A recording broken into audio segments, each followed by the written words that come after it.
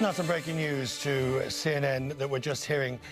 Russia's long-standing ambassador to the United Nations has died. The Russian Foreign Ministry confirmed that Vitaly Churkin died unexpectedly in New York. So far, we've no details on the circumstances.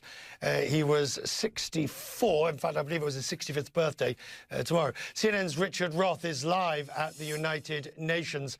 I'm assuming that you'd met this man many times and certainly seen him many times.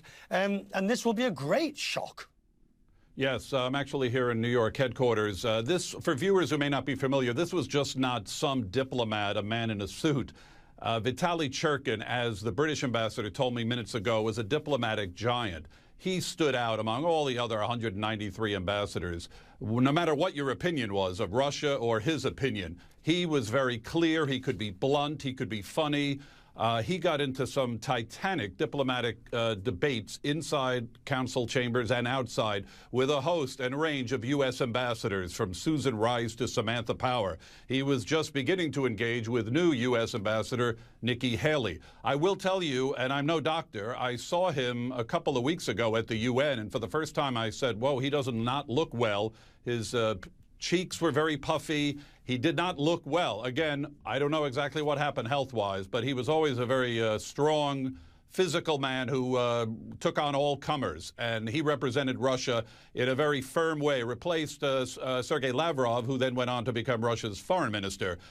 He and the French ambassador had titanic battles regarding Syria, where they would scream at each other, we were told, behind closed doors. He could be humorous at times, he could be argumentative, but he represented Russia on the front lines for about a decade, I think. So Vitaly Churkin, it is an understatement to say this is a shock inside the UN system.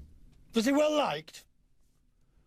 I think even if you didn't like his views, people liked him. You heard people say, is Churkin going to be there? I mean, he really stood out, as the diplomatic community there has gotten rather boring or scared to say anything in these crazy times over the last 5 to 10 years. So I think privately people liked him. When Churkin was at a diplomatic party or when Churkin was at a meeting, you were on your guard more, whether as a diplomat or as a journalist.